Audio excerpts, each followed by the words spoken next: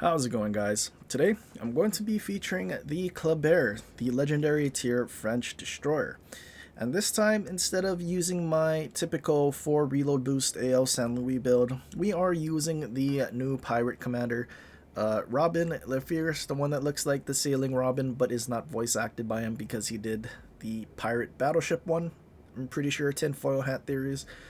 Um, but yeah, it's a commander archetype that we've been asking for pretty much ever since the release of Kleber, well before the French destroyers.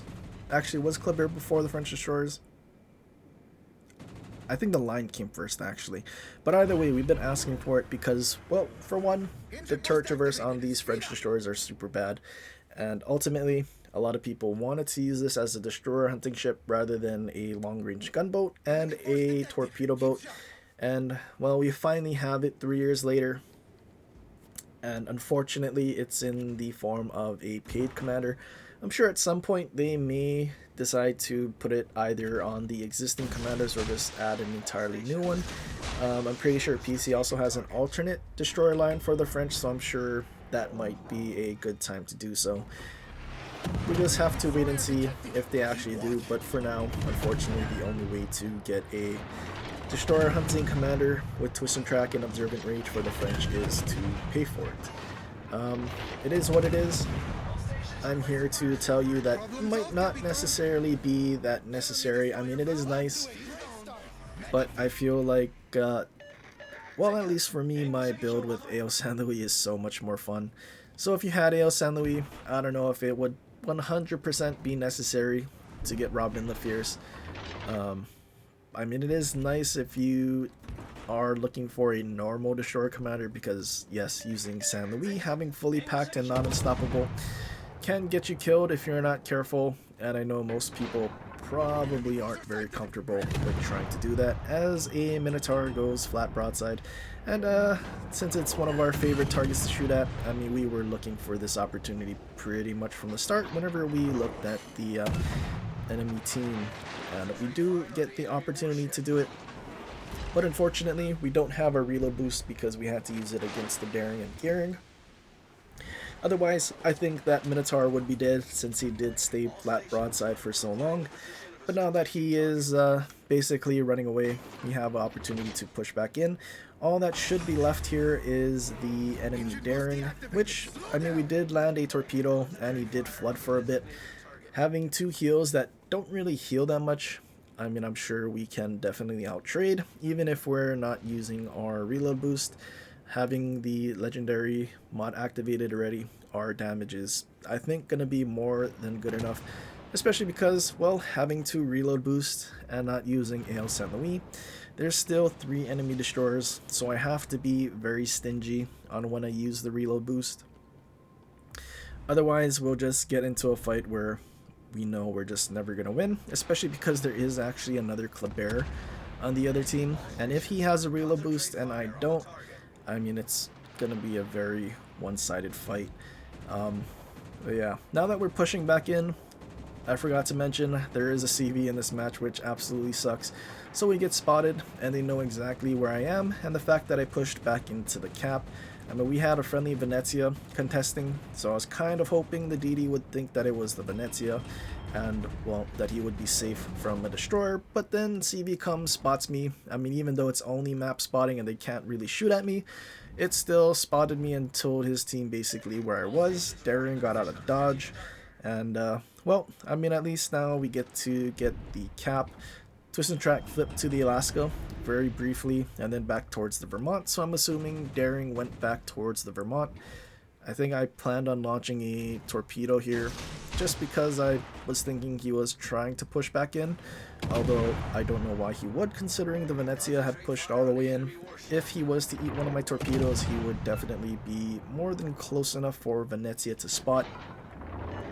But that was just in case. I only launched one because also this Alaska is charging in at our friendly destroyer in our spawn in smoke.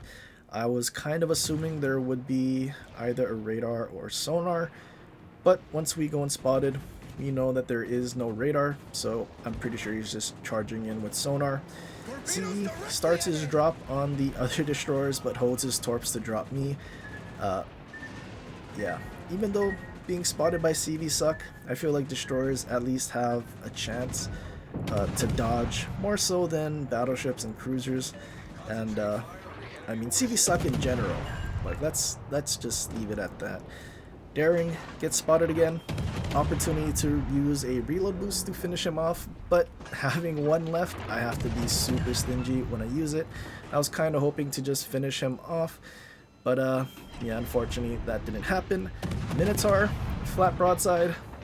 I said I had to be stingy, but flat broadside Minotaur is too juicy of an opportunity to pass up, really. And well, unfortunately, I don't actually finish him off here. He figures out that he needs to angle, and he starts angling away and running away.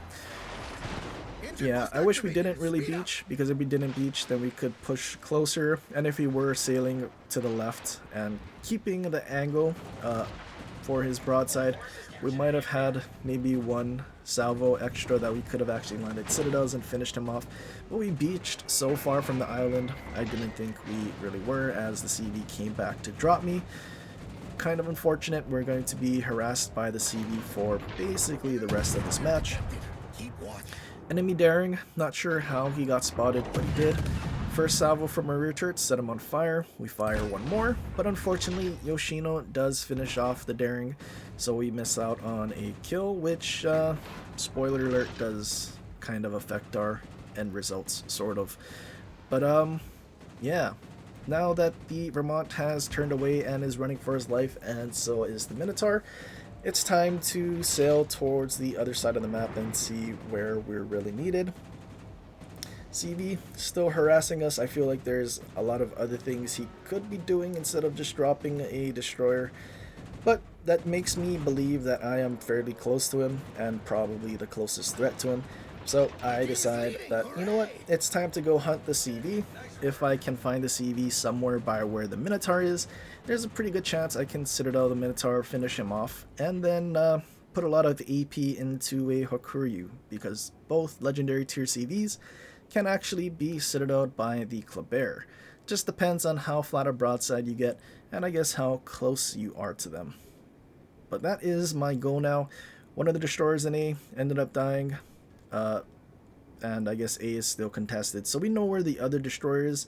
Minotaur gets spotted on the map by our CV, hoping that we can spot him through the gap and maybe get one shot while we're unspotted, but unfortunately that's not the case.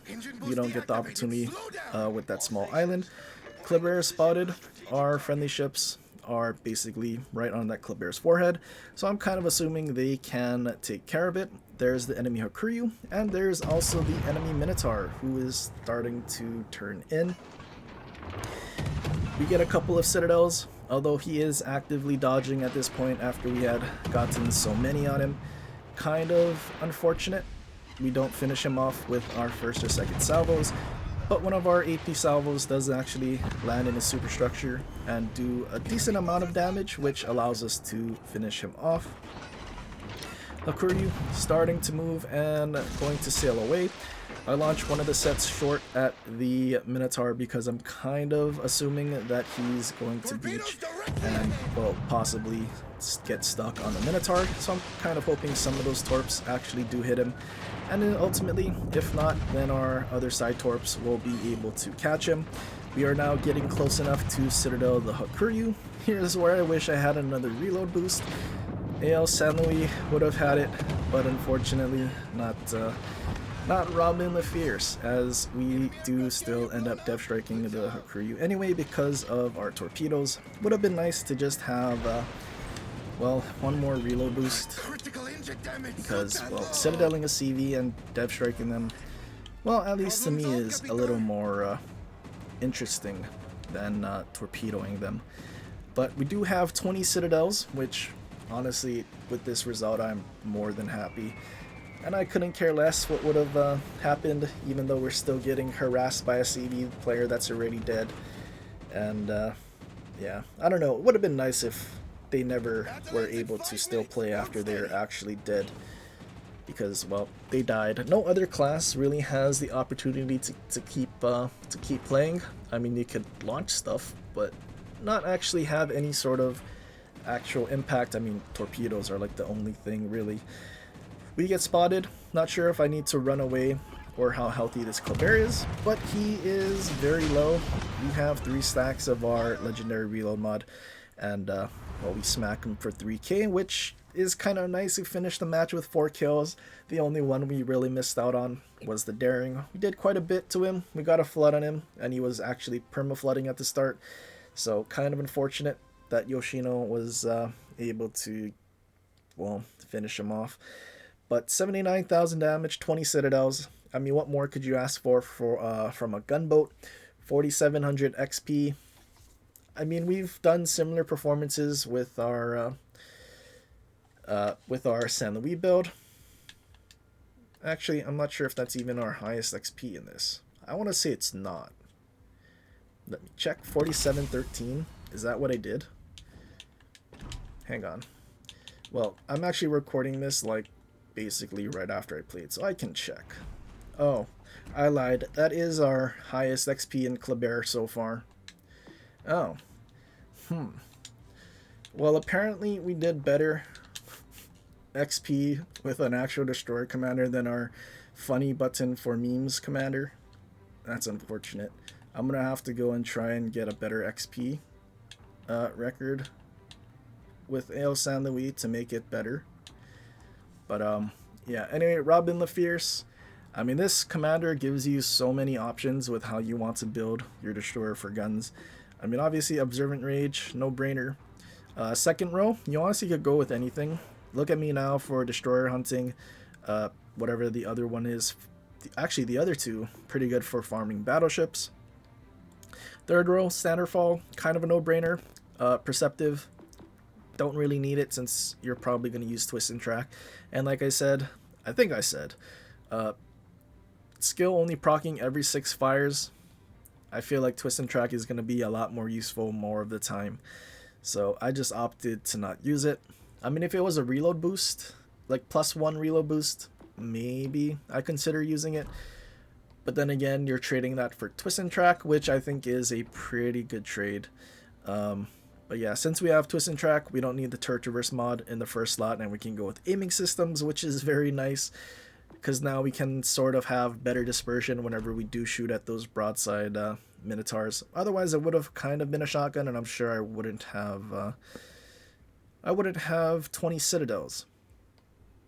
But yeah, not sure if this is actually better than our San Luis build, though.